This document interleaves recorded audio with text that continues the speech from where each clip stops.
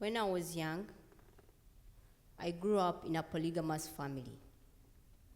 My father had 2 wives, and they were typical home keepers. My mother was very submissive. I don't remember seeing her in any disagreement with my father at any one time. Even when she had a different opinion, she would just give in. And my mother was very hardworking. She used to go to the gardens every morning and would come back in the evening. That was her daily routine. I loved her, but I never wanted to be like her. I didn't want to be a gardener.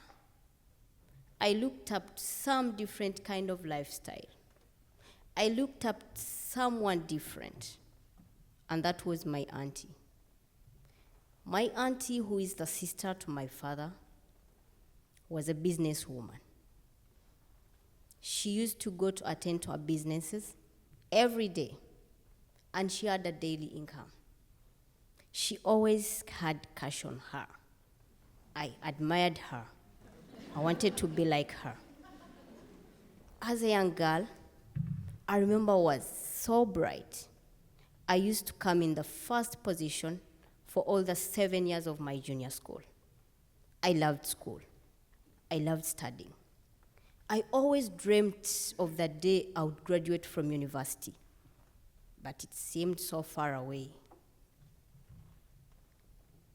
One Saturday, just like the other usual Saturdays, we used to go for farming. But this particular Saturday, my father asked me to stay home and do some house chores, a thing that excited me. I hated farming.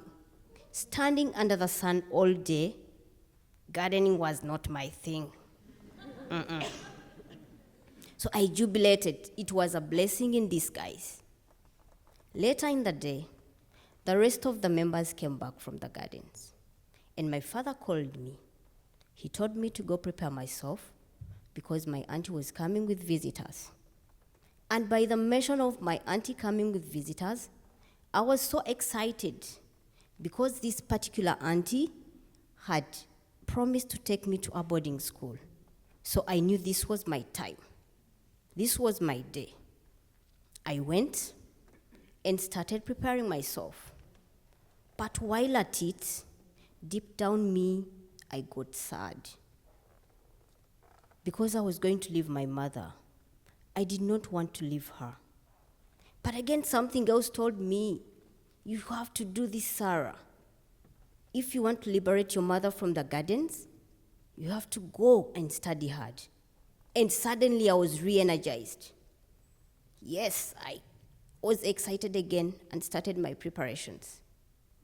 While in the bedroom, preparing and packing my clothes, I had a knock at the door, and it was my mother. As she walked through the door, I noticed sadness in her eyes. I noticed sadness on her face. And I asked her, "Mom, why are you sad? Are you not happy for me? Don't you want me to go to a boarding school? I am not going forever. I'll come back and check on you."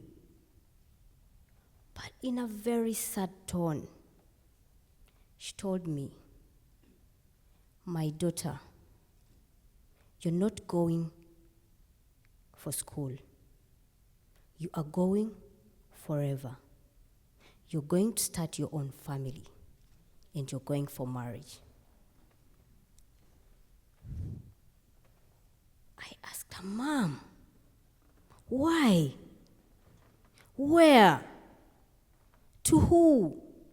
And who planned this?" I asked her a lot of questions, but she never answered any. We all broke down in tears, and she walked away. As I was trying to wake up my soul from this very bad dream, I had another knock, and it was my auntie. She walked in so excited and told me to hurry up, go greet the visitors because they had come. I looked at her in disbelief and I asked her, "Auntie, is this the boarding school that you promised me?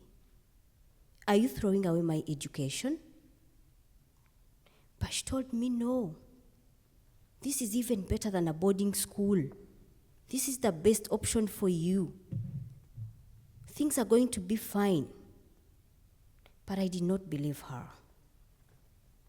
I knew, being a businesswoman, she looked at me more as a commodity than a daughter. She was more concerned with the dowry, with the bride price that they were going to pay in exchange for my hand in marriage.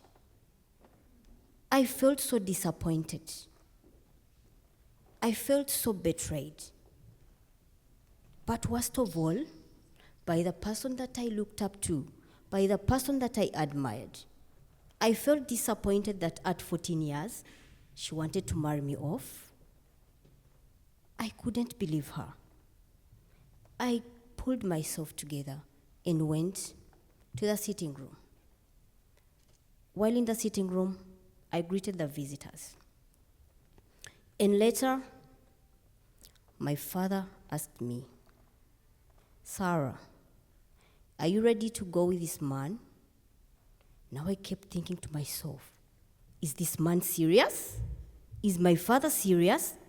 He has already invited the visitors. The man is already here. He has come to take me and is asking me whether I am ready. Do I have a choice? Why didn't he ask me before? As I kept thinking this, all this was running through my mind. I heard a voice from the side of the corner of the house, and it was saying, "No, my daughter is not going for marriage until she finishes school." When I looked, it was my mother.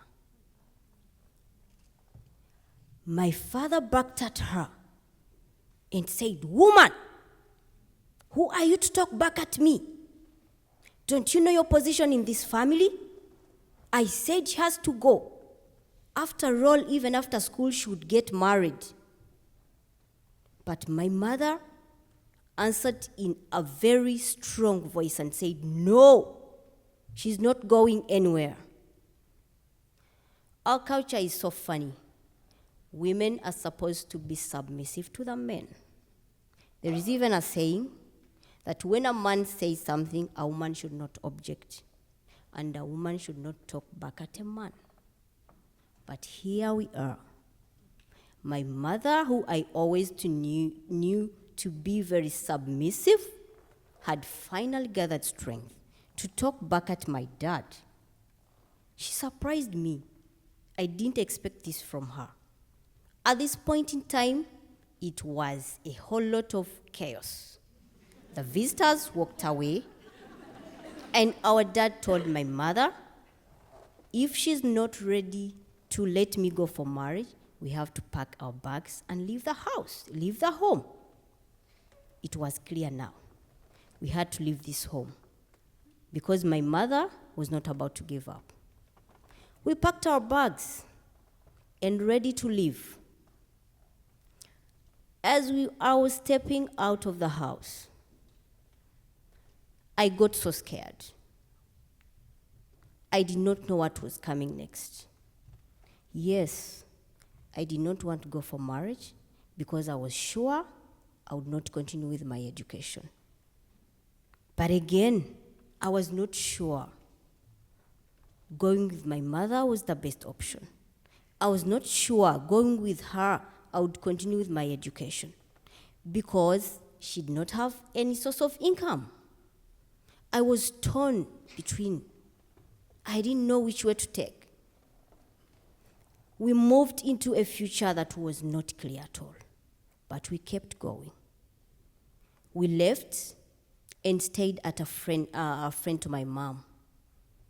And when finally my mom gathered some little money, we moved to a rented house. And we started life with a single mother. Life was not easy at all. It was hard. It was a challenging life. We always lived a life of not enough, ever. My mother was used to a life where she was being provided for. And here we are. She was the only provider of the home, the sole provider of the house.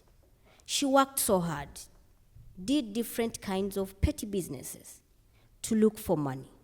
She sold samosas, she sold clothes, and worked at a school as an office messenger, trying to raise money to look after us, to take me to school. And this continued. We persevered in this challenging life. After a year, one day my mother called me and she told me, Sarah, I have gathered money. I want to take you back to school and to a boarding school. I got so excited. She did it. I doubted her, but she had made it. She brought my dreams back alive. I got so excited. And at this point, I felt like she had brought many more other dreams for me to chase. I got so proud of my mother. At first, I thought I would liberate her. But guess what?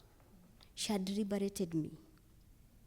I love my mother so much. She's a woman of a rare character. She has given up so much for me. She gave up what other women in our culture wanted. She gave up her marriage in fight for my education. My mother, my hero. Thank you.